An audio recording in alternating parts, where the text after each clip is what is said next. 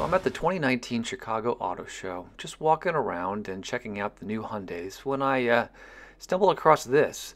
This is the 2019 Hyundai Kona Electric. It's a four-door subcompact crossover SUV. This is a fully electric vehicle. So no gas-powered engine here. You have to plug this one into a wall if you want to charge it up. It was just released earlier this year, so well, I pulled out my camera and I thought I'd film a little bit. Obviously, I didn't get a chance to test drive this, but there's a lot of fun things to talk about, so I wanted to show you around a bit. So the electric version starts at about $36,000, and you get a driving range of 258 miles, which is more than enough for the kind of driving I do.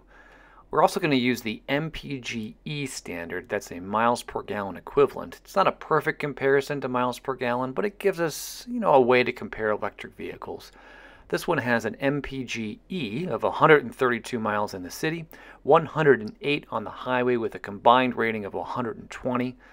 Really what's impressive about this car is speed, 0 to 60 in 6.4 seconds. That's pretty quick for a little SUV. Top speed of 104 miles an hour, and you get horsepower of 201.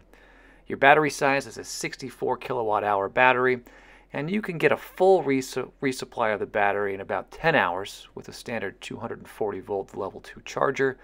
If you use a quick charger, that means you can fill this thing up to about a 200-mile range in about 75 minutes.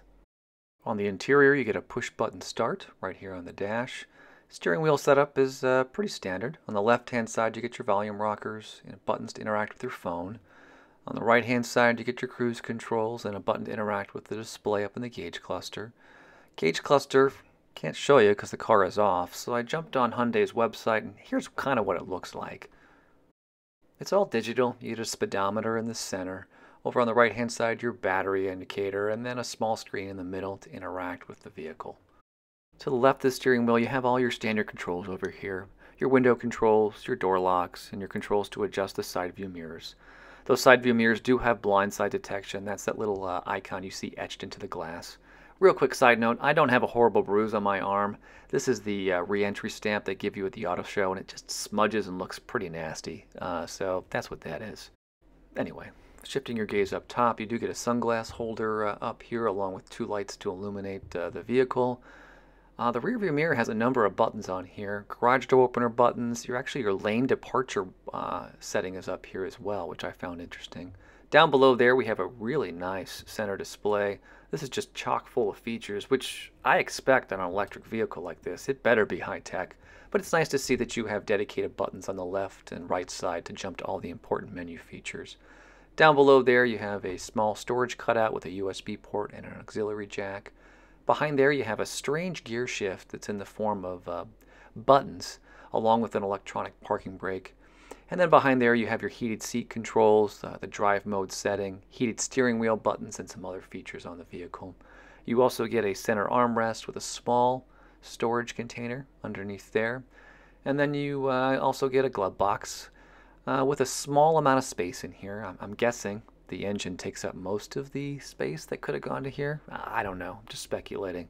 It is kind of disappointing though to see such a small glove box on a vehicle like this. And then last quick thing, underneath the gear shift area there's another storage area. Down here you have two additional USB ports and a perfect place to keep your cell phone. Alright, so that's pretty much all the fun stuff in the front seat, at least the stuff I got to play around with. Let's jump in the back seat and take a look.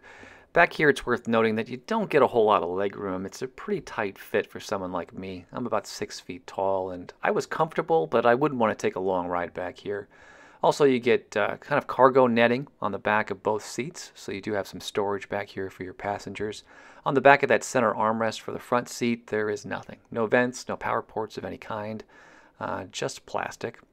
It's also worth noting that you do get a center armrest back here with two cup holders in it. And I always like to check out the car seat anchors. Not great on this one. Hyundai has buried them pretty deep in the seats, so they're kind of hard to get access to. So if you do get this vehicle and you want to install a car seat, expect it to take a little bit of extra time to install. Alright, so let's close things out by taking a look at the rear of this vehicle. You do get a nice big rectangular shape back here, so you should be able to store plenty of items in the back of this vehicle. Plus those rear seats fold down, so you can take advantage of all the cabin space if you're so inclined. Yeah, that's kind of all the footage I have of the back of this vehicle. Normally I film a lot more, but I've never filmed a car in public like this before with salespeople and other people staring at me, so it threw off my mojo a bit.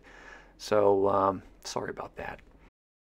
Anyway, that's it. I just thought this one was interesting and I wanted to share. Let me know what you think. I'd love to hear what you liked or didn't like, or maybe you have some constructive criticism on how I can make these videos better.